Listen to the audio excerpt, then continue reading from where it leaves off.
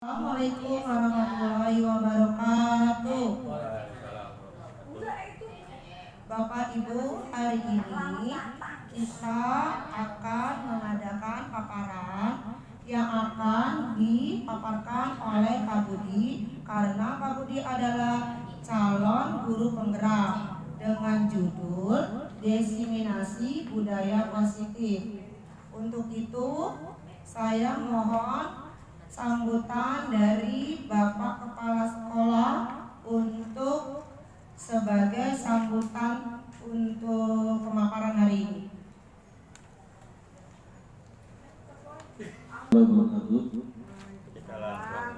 Bismillahirrahmanirrahim. Alhamdulillahirabbil wassalatu wassalamu ala asyrofil mursalin wa ala alihi washabihi. Yang pertama, mari kita panjatkan puji syukur kepada Allah Subhanahu wa taala berkat izinnya sehingga kita pada hari ini dapat melaksanakan kegiatan seperti biasanya. Namun pada hari ini kita ada istimewa, yaitu akan mendengarkan paparan dari calon guru penggerak yang disampaikan oleh Bapak. Salam dan salam disampaikan kepada junjungan baginda Nabi Muhammad SAW. Bapak Ibu yang saya hormati, khusus kepada Pak Budi calon guru penggerak, pada hari ini kita akan melihat paparan yang disampaikan oleh beliau. Mudah-mudahan apa yang disampaikan oleh beliau ada manfaat untuk kita sekalian, sehingga beliau nanti kalau memang sudah jadi guru penggerak akan menularkan kepada kita semuanya, khususnya yang masih muda-muda. Mudah-mudahan acara ini dapat berjalan dengan baik. Mari sama-sama kita membaca basmalah. Bismillahirrahmanirrahim. Assalamualaikum warahmatullahi wabarakatuh. Bapak Ibu, Assalamualaikum warahmatullahi wabarakatuh. Pertama, ucapan terima kasih kepada Kepala Sekolah Udin Thomas Hari 05, para dewan guru yang telah hadir dalam undangan kegiatan paparan kami dari guru penggerak, yaitu tentang diseminasi budaya positif. Harapannya adalah apa yang nanti jadi paparan kami bisa direalisasikan di sekolah kita, karena salah satu targetnya adalah kepada pesertanya adalah siswa didik kita. Dan hari ini yang kepada teman yang belum hadir karena ada sesuatu hal kegiatan terpaksa kita harus lakukan karena deadline waktu juga untuk kegiatan ini. Jadi sekali lagi buat teman-teman yang sudah hadir kami ucapkan terima kasih. Dan tujuan kami di sini bukan semata-mata menggurui Bapak Ibu sekalian, tidak. Tapi konsepnya adalah kita sama-sama belajar. Kalau seandainya ada yang salah dalam tutur kata saya atau juga mungkin dalam pembahasan, mungkin Bapak Ibu guru senior kami minta arahannya untuk bisa kita selaraskan agar tujuan rencana budaya positif yang akan kita terapkan di sekolah kita bisa berjalan sesuai dengan apa harapan dan sesuai visi misi di sekolah kita. Bapak Ibu sekalian, ini adalah tentang diseminasi budaya positif. Nah, ini saya didampingi oleh kepala sekolah dan kemudian materinya adalah tentang disiplin positif dan nilai-nilai kebajikan universal. Lalu yang kedua, teori motivasi, hukuman dan penghargaan. Kemudian yang ketiga adalah 5 posisi kontrol. Nah, kita akan coba kaji satu persatu. Nanti materi yang tadi 1, 2, 3 ditambah lagi dengan 4, yaitu kebutuhan dasar manusia, 5 keyakinan keras, dan 6 segitiga restitusi. Nah, Bapak Ibu sekalian, kita akan bicara tentang disiplin positif dan nilai kebajikan universal. Apa sih makna disiplin? Kita kadang-kadang bilang kepada teman kita disiplin loh, disiplin waktu, disiplin tempat, disiplin segala-galanya. Nah, kata disiplin sering dihubungkan dengan kata hukuman atau kata tertib, teratur, dan kepatuhan pada peraturan. Padahal itu sungguh berbeda, karena belajar tentang disiplin positif tidak dengan harus memberi hukuman. Justru itu adalah salah satu alternatif terakhir dan kalau perlu tidak digunakan sama sekali. Jadi dalam budaya positif, makna kata disiplin memaknai menjadi sesuatu dilakukan seseorang pada orang lain untuk mendapatkan kepatuhan. Selanjutnya, apa sih disiplin menurut Ki Hajar Dewantara, Bapak Ibu sekalian? Di mana ada kemerdekaan, di situ ada disiplin yang kuat. Sungguh pun disiplin itu bersifat self-disiplin, yaitu kita sendiri yang wajibkan kita dengan yang sekeras-kerasnya. Tetapi itu sama saja, sebab jikalau kita tidak cakap melakukan, self-disiplin wajiblah penguasa lain mendisiplinkan diri kita.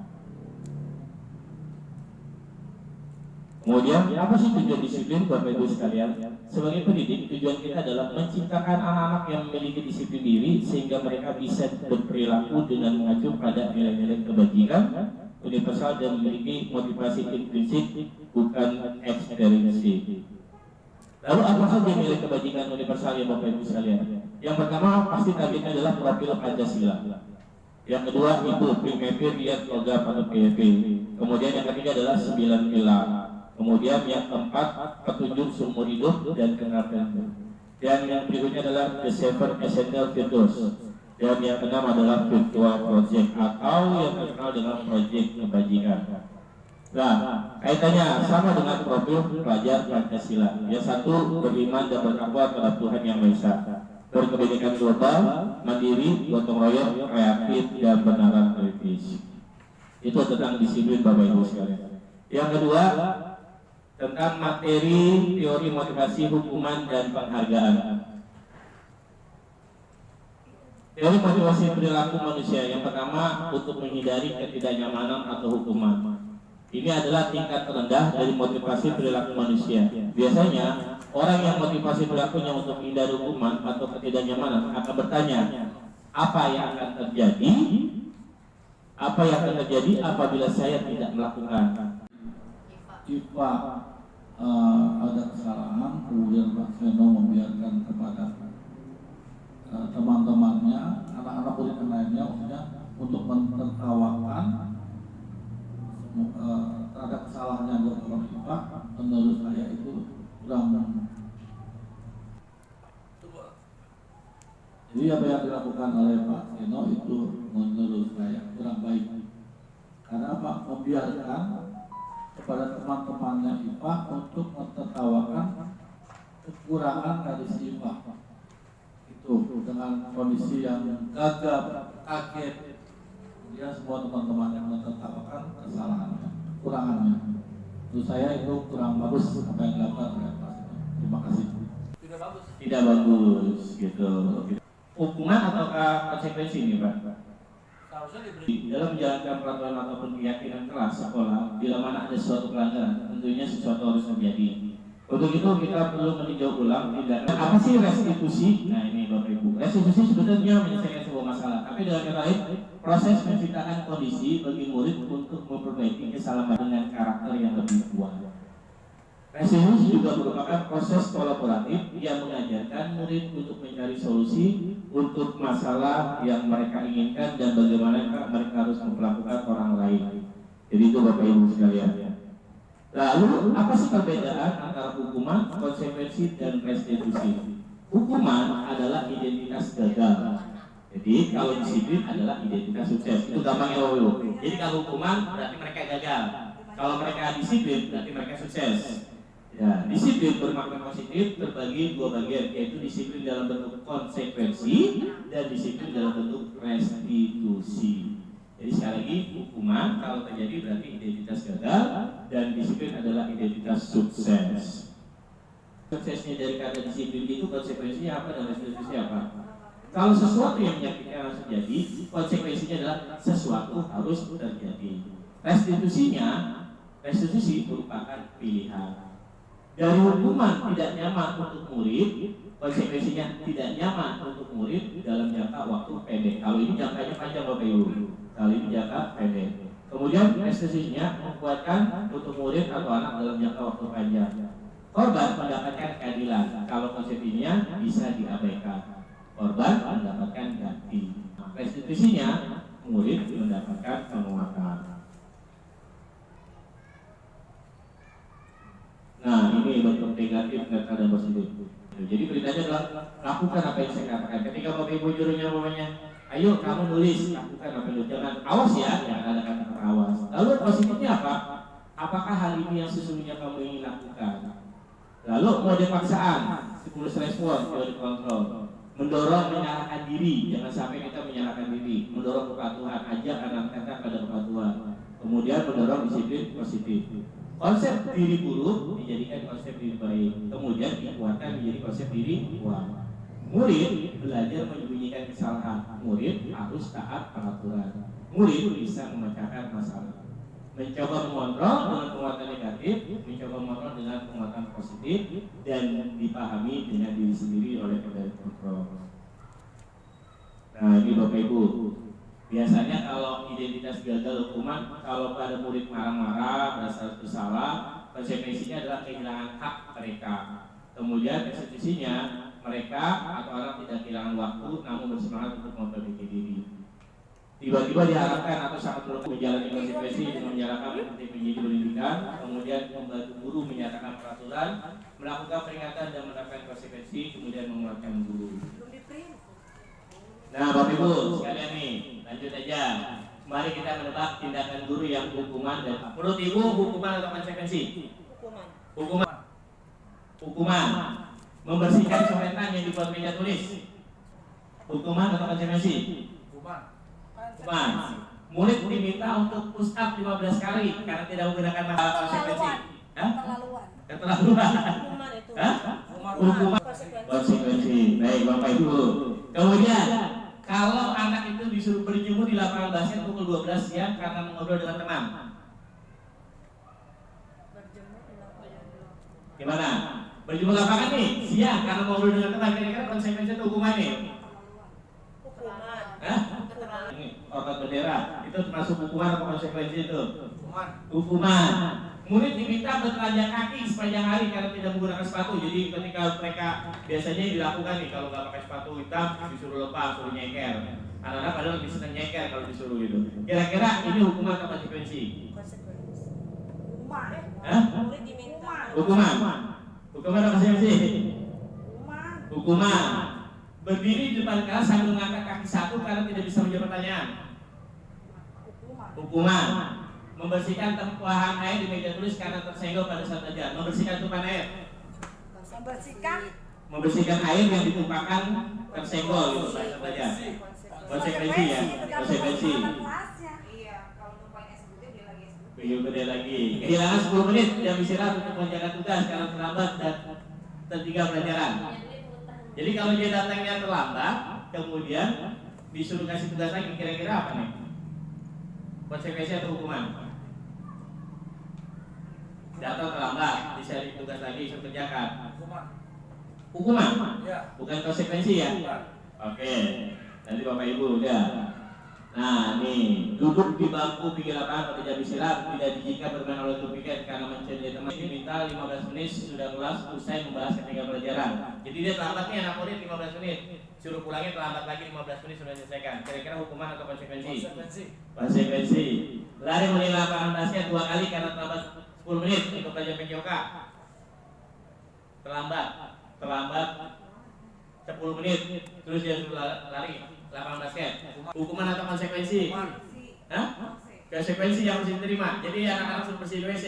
Manajer apa yang dilakukan? Apa yang kita yakini, apa yang bisa kau kerjakan untuk memperbaiki masalah ini, kita tanyakan kepada muridnya. Itu sebagai manajer. Kemudian kalau seandainya murid berkata nih sebagai penghukum, biarkan saja nanti juga marah-marah lagi katanya. Kemudian kalau membuat rasa bersalah, maafkan saya. Kemudian sebagai seorang teman, biasanya kita mengatakan, saya pikir Bapak Ibu teman saya ternyata begitu. Memantau berapa banyak bintang yang harus saya peroleh katanya, berapa halaman yang harus saya tulis. Ini pemantau. Kemudian sebagai manajer, bagaimana caranya saya bisa memperbaiki keadaan. Bapak Ibu. Jadi kalau kita balik lagi kepada ini, Ibu Bapak posisinya di mana nih? Apakah sebagai penghukum, membuat rasa bersalah, sebagai seorang teman, pemantau, ataukah manajer? Jadi nanti ketika Bapak Ibu bilang, awas ya kalau kamu tidak bisa, gitu. Ini Ibu berarti Bapak Ibu sebagai penghukum. Kalau Bapak Ibu bilang, kamu seharusnya sudah tahu loh, Ibu lelah sekali, berarti Ibu Bapak sebagai orang yang membuat rasa bersalah kepada anak tersebut. Jadi seolah-olah gara-gara saya ini Ibu Bapak jadi stres, gitu kan? Kemudian kalau sebagai seorang teman, ayo lakukan ya nak, ibu sudah berusaha loh kepada kamu, ini sebagai seorang teman mengajak. Kemudian kalau mantau, apa sih yang kamu lakukan? Ini biasanya sebagai pemantau. Nah, yang sebagai manajer, biasanya Bapak Ibu lalu menanyakan kepadanya, apa yang bisa kau kerjakan sih untuk memperbaiki masalah ini. Itu Bapak Ibu sekalian. Selanjutnya, nah ini penghargaan Bapak Ibu, dihukum oleh penghargaan merusak hubungan, penghargaan merusak mengurangi kecepatan, menurunkan kualitas, mematikan kualitas. Nah ini, kadang-kadang kita menganggap penghargaan yang kita berikan berupa reward ini dianggap sebagai penghargaan. Padahal biasanya penghargaan itu bisa jadi merusak hubungan. Kenapa? Dengan dikasih kita hadiah kepada anak yang pintar, itu akan menimbulkan iri. Padahal sebetulnya itu bisa dijadikan motivasi. Kemudian bisa mematikan kreativitas. Nah, Bapak Ibu sekalian, ini yang kita buat pada saat keyakinan kelas. Apa sih keyakinan kelas? Yaitu nilai-nilai kebajikan universal yang disepakati secara tersirat dalam kelas anak-anak. Satu, berdiskusi bersama siswa untuk memutuskan peraturan kelas. Apa saja sih yang ada di peraturan? Kemudian merubah peraturan kelas ke kalimat positif. Merubah kalimat positif ke nilai kebajikan universal, membuat tabel Y dan T. Y itu artinya positifnya, negatifnya, atau masalahnya apa, solusinya apa.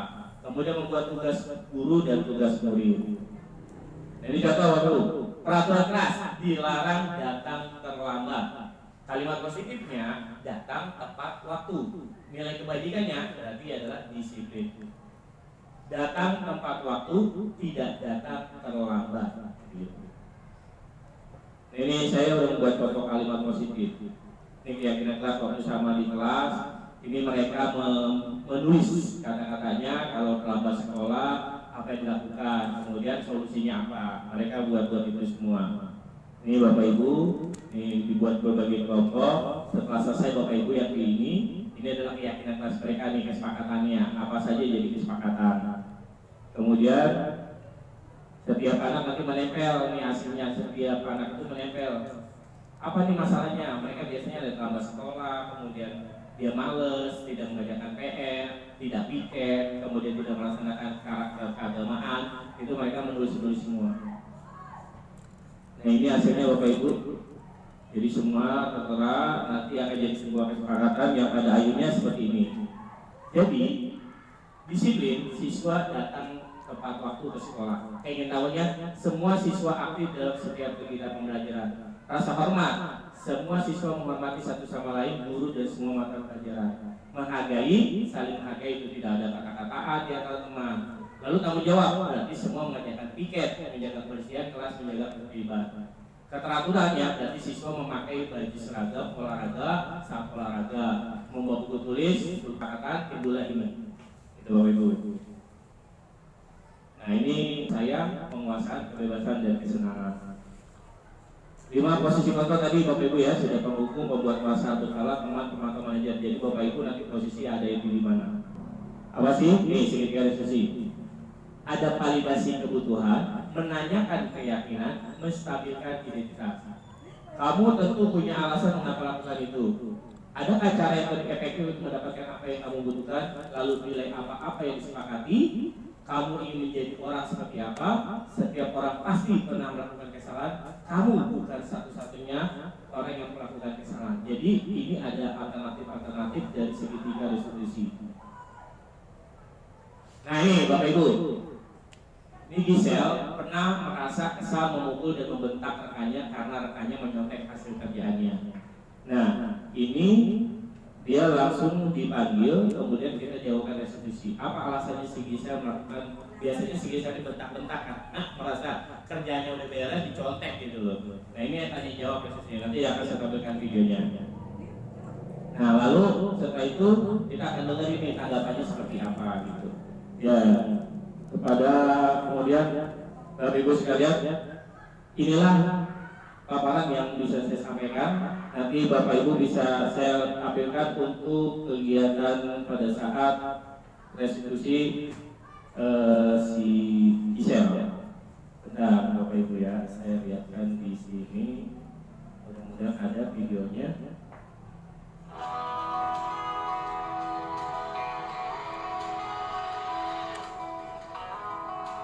Ini gambar singkat ya Bapak Ibu ya.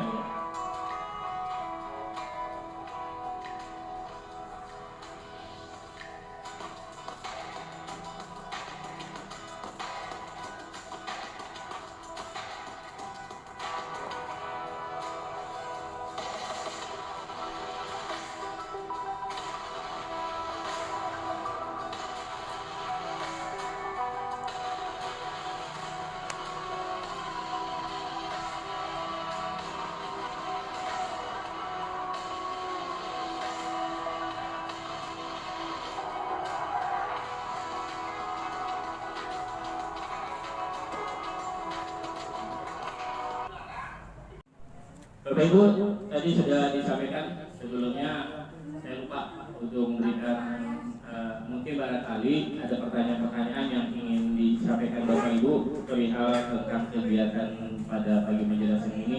Semoga sih harapannya nggak ada yang nanya gitu, karena tadi sudah dijelaskan tentang bagaimana bentuk hukuman, konsekuensi, kemudian restitusi. Jadi tadi kalau sudah saya sampaikan, ini hukumankah atau ini konsekuensi? Bapak Ibu sudah bisa memahaminya. Mudah-mudahan tidak ada pertanyaan ya Bapak Ibu ya. Kira-kira ada mau tanya nggak nih? Untuk paparan dari yang saya sampaikan, semoga seperti tadi yang saya sampaikan indikatornya adalah kita bisa melaksanakan penerapan budaya positif di kelas kita, di sekolah kita, agar semua bisa apa yang jadi indikatornya tercapai. Nanti pada saat kita buat visi-misi pun kita harus bisa menerapkan di dalamnya adalah penerapan budaya positif. Terima kasih buat Bapak Ibu yang sudah hadir. Mudah-mudahan apa yang disampaikan pada pagi menjelang siang ini semua dapat bermanfaat. Mohon maaf kalau ada salah-salah kata dan penyampaian. Tetap semangat. Semoga Allah Subhanahu wa taala memberikan semuanya sebagai ibadah kita di kedepannya nanti.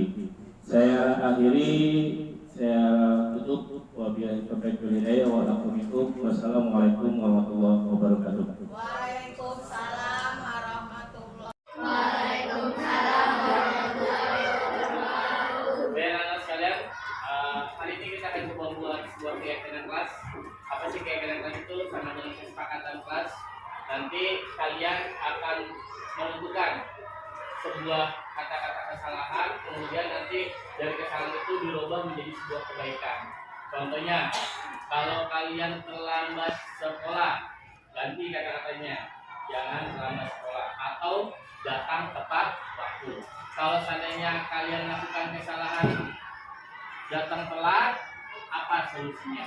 Nah, ini kalian bicarakan sama-sama dari satu kelompok. Nanti satu kelompok itu bekerja, masing-masing menulis. Nanti yang sudah menulis, yang warna merah, warna pink adalah tulis tentang masalahnya. Kalau masalahnya apa nih? Selama sekolah taruh. Kemudian keyakinan kelasnya, solusinya apa? Sebelah sini, ya. Jadi nanti setiap kelompok akan aku berikan ini. Warna masing-masing. Kelompok 1. Kelompok 1 ketuanya siapa? Yang maju.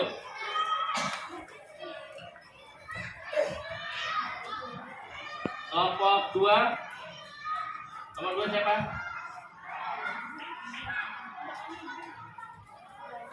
Kelompok 3.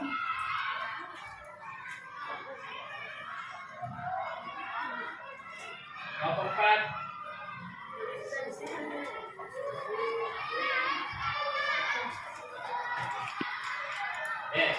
Ya. Berarti setiap masalahnya silakan nanti ditulis kesepakatan kalian masing-masing. Ketika kesepakatan itu sudah ada, nanti akan dikumpulkan, kemudian dijadikan satu. Nanti ketua kelas tuh yang harus setujui. Kenapa? Karena ini keyakinannya sama-sama, persetujuan sama-sama. Kalau bukan masalah dilanggar atau tidak dilanggar, ditaati atau tidak ditaati, tapi karena ini sudah merupakan aturan dan keyakinan kita, mestinya hal-hal yang tidak sudah dilarang tidak terjadi lagi. Itu harapannya. Ya, bukan gampang lah. Udah ada keyakinan kalau gua langgar ada hukumannya atau gua ikutin, enggak gitu. Tapi harus menjadi sebuah kesepakatan. Ayo, ketika kalian berbagi, ya masing-masing menulis, ya namanya siapa yang menulis keyakinannya. Oke, kita ulang. Apakah mau dibagi-bagi kelompok? Kelompok 1 tentang terlambat sekolah, kelompok 2 nggak ngerjain PR, kelompok 3 nggak ngerjain piket, kelompok 4 umpamanya datang terlambat, atau seperti apa maunya? Apa masing-masing aja punya caranya? Baik, sudah ya. Berarti setiap kelompok membahas 2 masalahnya. Kelompok 1 tadi apa? Datang terlambat dan berkata kasar. Oke, kelompok 2 apa? Tidak membuat dua di kelas dan memukul teman atau jalan dengan teman ya. Oke, kelompok 3 tidak mengerjakan tidak mengerjakan PR dan tidak melaksanakan pembiasaan ibadah sholat duhur ya, atau duha ya setelah istirahat. Kemudian kelompok 4 tidak melaksanakan tiket dan Oke, tidak melaksanakan piket dan meminjam alat tulis kepada teman yang tidak dikembalikan. Oke, sekarang semua siap lakukan? Silakan dimulai. Ya, jadi setiap kelompok silakan berbagi kelompoknya. Tugasnya apa semuanya. Yang kalau tadi satu kelompok dibagi 2 masalah, berarti berapa orang?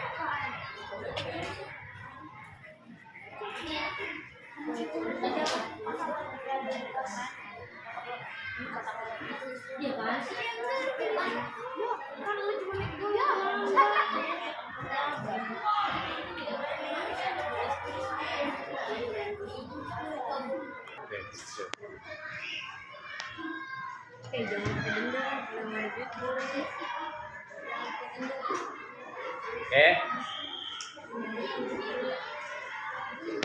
Solusinya jangan lupa ya, solusinya jangan lupa. Dan sepakatannya.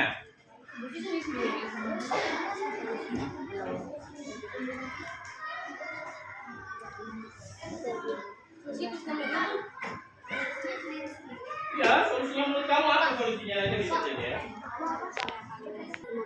Ya, yang sudah selesai, silakan menempelkan di kertas. Yang warna pink adalah masalahnya yang kamu utarakan, kemudian yang ini adalah solusinya, ya, yang harus kamu tempelkan. Ya, silakan. Ada yang sudah selesai? Silakan ditempelkan. Ya, itu kan di atasnya nempel saya. Ya, nempel yuk. Tapi sudah selesai? Silakan bawa kembali. Satu-satu dulu, saya Pak. Yuk, silakan. Masing-masing taruh aja di tempelkannya. Ini apa kamu? Masalahnya, oke, masalahnya. Ya, masalahnya. Kemudian tempel berikutnya. Terus berikutnya, pas.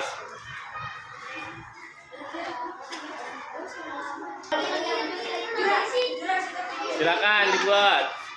Solusinya masing-masing ya. Ya, ayo. Cepat ayo langsung dah, langsung. Ya, tempel. Ya, langsung dah, tempel aja solusinya.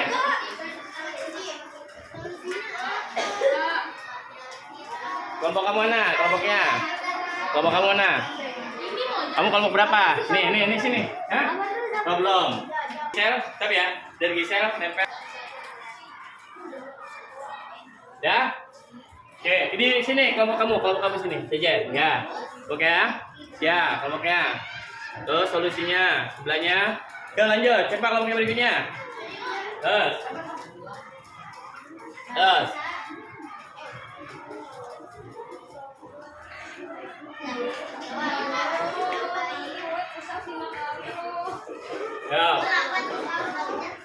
Gas.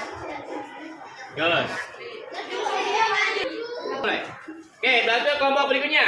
Sebelahnya ya. Nah, solusinya. Dah, tempel.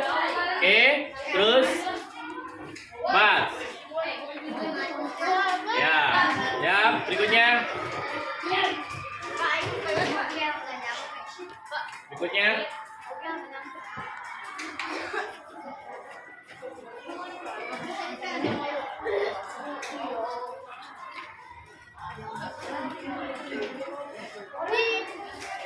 Ini hasilnya sudah terdapat keyakinan kelas masing-masing.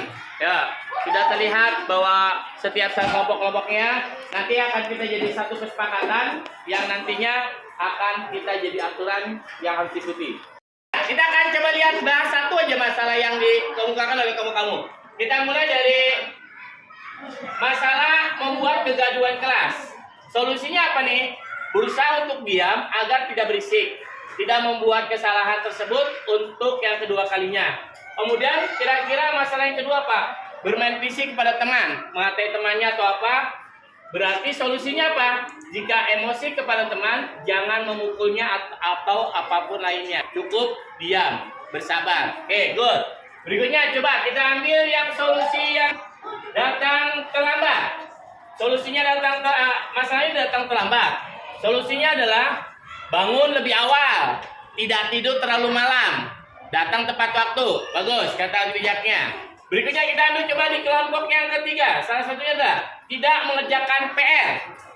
Solusinya apa? Baik anak-anakku sekalian, Tadi kita sudah membuat keyakinan kelas bersama-sama. Kalian sudah berbagi kelompok 1, 2, 3, dan 4.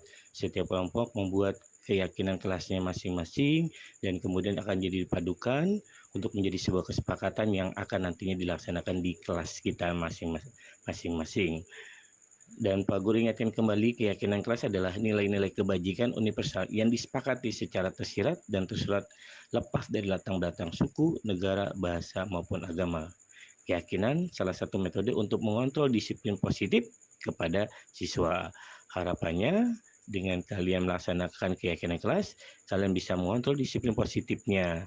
Lalu tadi kita sudah melakukan bagaimana tahapan membuat keyakinan kelas. Tadi Pak Guru katakan sudah berdiskusi bersama siswa untuk merumuskan peraturan kelas. Kemudian merubah peraturan kelas menjadi kalimat positif. Kemudian merubah kalimat positif ke nilai kebajikan universal. Dan kalian tadi sudah membuat juga tabel T dan Y, di mana ada karton berwarna merah dan karton berwarna putih. Merah adalah masalah yang dihadapi, putih adalah solusi yang kalian laksanakan. Kemudian membuat tugas guru dan tugas muridnya. Nah, contoh yang kalian sudah lakukan adalah yang perlu diingat, peraturan kelas itu dilarang datang terlambat. Lalu kalimat positifnya adalah datang tepat waktu. Apa nilai kebajikannya? Adalah disiplin. Jadi tampak seperti datang tepat waktu, tidak seperti tidak datang terlambat. Oke, anak sekalian. Jadi terima kasih. Mudah-mudahan apa yang jadi keyakinan kelas kalian dibuat ini bisa jadi disepakati dan ditaati bersama-sama. Tapi Pak Guru ingatkan bahwa keyakinan yang kalian buat ini bukan semata-mata dibuat karena ada aturan yang memang sengaja dibuat, tapi benar-benar tumbuh dari diri kalian untuk bisa melaksanakan perubahan disiplin positifnya sehingga kalian menjadi anak yang berkarakter, berakhlakul karimah, dan nantinya bisa menjadi kebanggaan buat kedua orang tua dan juga kebanggaan yang lainnya.